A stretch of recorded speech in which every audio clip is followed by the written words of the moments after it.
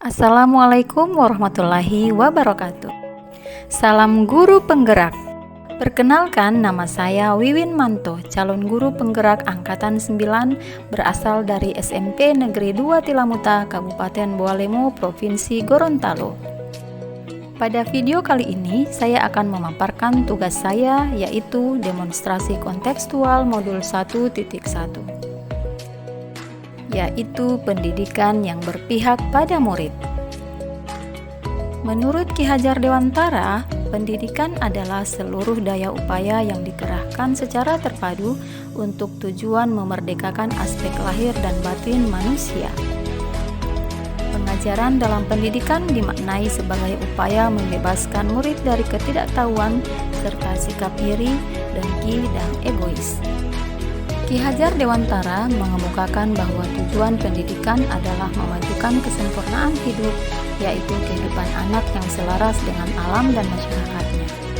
Oleh sebab itu, pendidikan menuntun anak pada kehidupan yang selaras dengan alam dan masyarakat.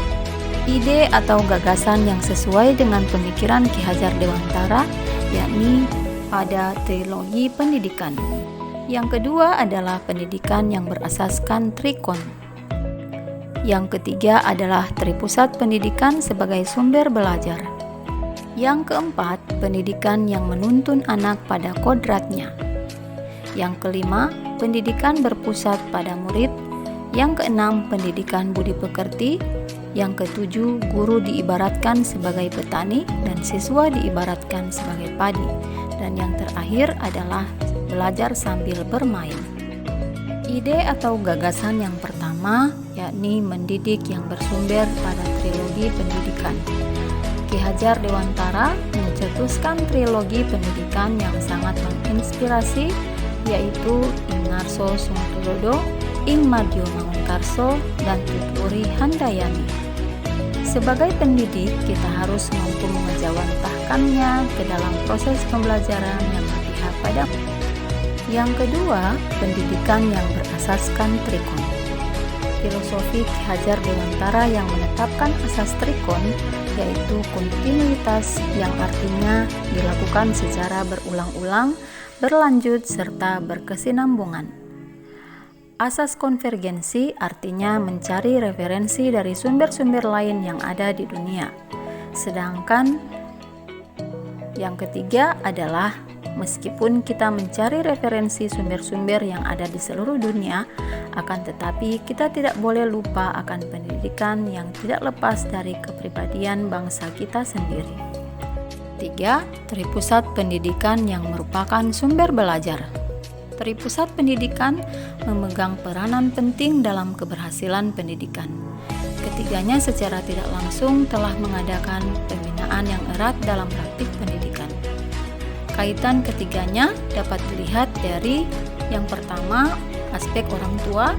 Orang tua melaksanakan kewajibannya mendidik anak di dalam keluarga. Yang kedua, karena keterbatasan orang tua dalam mendidik anak di rumah, sehingga proses pendidikan diserahkan di sekolah. Dan yang ketiga, masyarakat akan menjadi fasilitator bagi murid untuk mengaktualisasikan keterampilannya. Ide yang keempat adalah pendidikan yang menuntun anak pada kodratnya.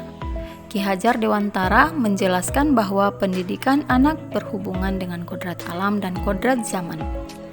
Kodrat alam berkaitan dengan sifat dan bentuk lingkungan di mana anak berada, sedangkan kodrat zaman berkaitan dengan isi dan irama, artinya bagi setiap anak sudah membawa sifat atau karakternya masing-masing. Kodrat zaman bisa juga diartikan sebagai pendidik harus membekali keterampilan kepada siswa sesuai dengan zamannya agar mereka bisa hidup berkarya dan menyesuaikan diri. Ide yang kelima adalah pendidikan yang berpusat pada murid. Pendidikan yang berpusat pada murid artinya proses pembelajaran harus disesuaikan dengan kebutuhan, kemampuan, dan minat murid sehingga mereka dapat mengembangkan potensinya. Yang keenam adalah pendidikan budi pekerti. Menurut Ki Hajar Dewantara, budi pekerti atau watak atau karakter merupakan perpaduan antara gerak pikiran, perasaan, dan kehendak atau kemauan sehingga menimbulkan tenaga. budi pekerti juga dapat diartikan sebagai perpaduan antara cipta, karsa, dan karya. Yang ketujuh, guru diibaratkan petani dan murid diibaratkan padi. Ibarat petani sebagai guru yang menyebarkan benih atau bibit padi tidak bisa memaksakan tanaman padi menjadi tanaman lainnya. Petani juga tidak boleh membedakan dari mana asal padi, pupuk, dan lainnya. Bibit padi ketan tidak bisa dipaksakan menjadi padi wangi atau padi pulen.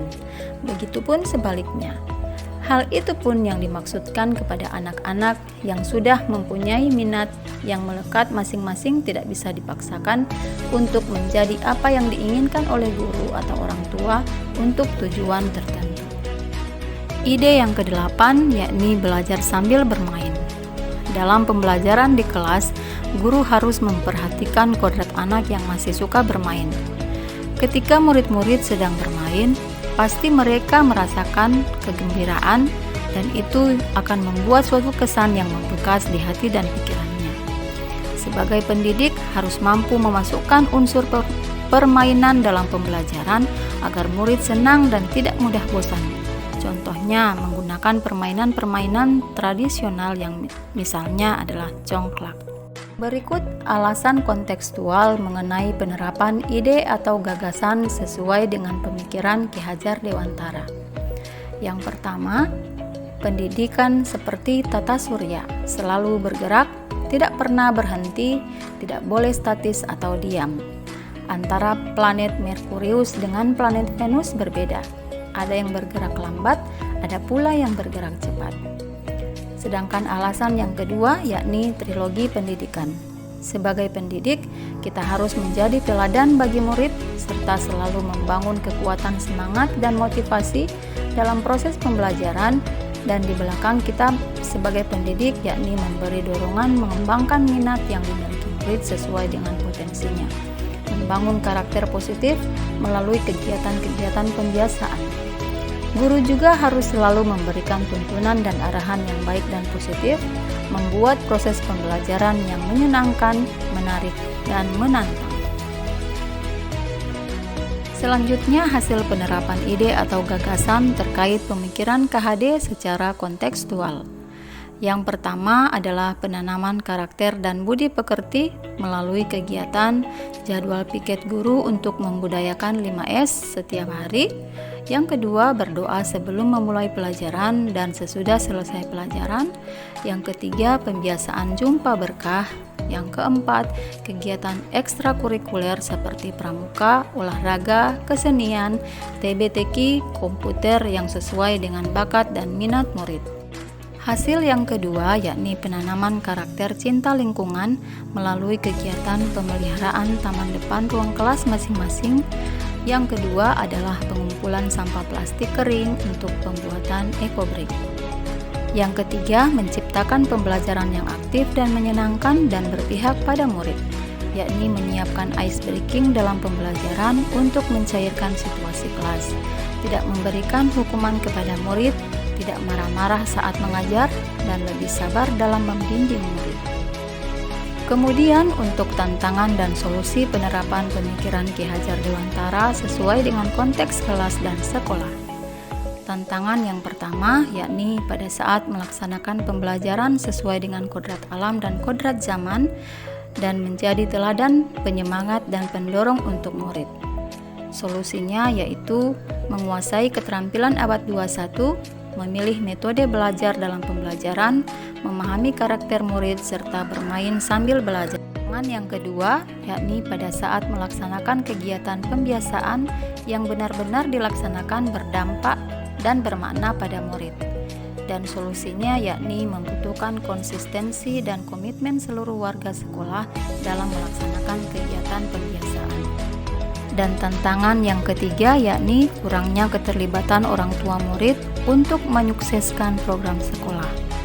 Solusinya adalah musyawarah dengan komite sekolah dan orang tua dalam rangka mendukung program sekolah dan keterlibatan secara aktif orang tua murid untuk dapat menjadi narasumber dalam proses pembelajaran. Demikian penjelasan dari saya. Terima kasih. Wassalamualaikum warahmatullahi wabarakatuh.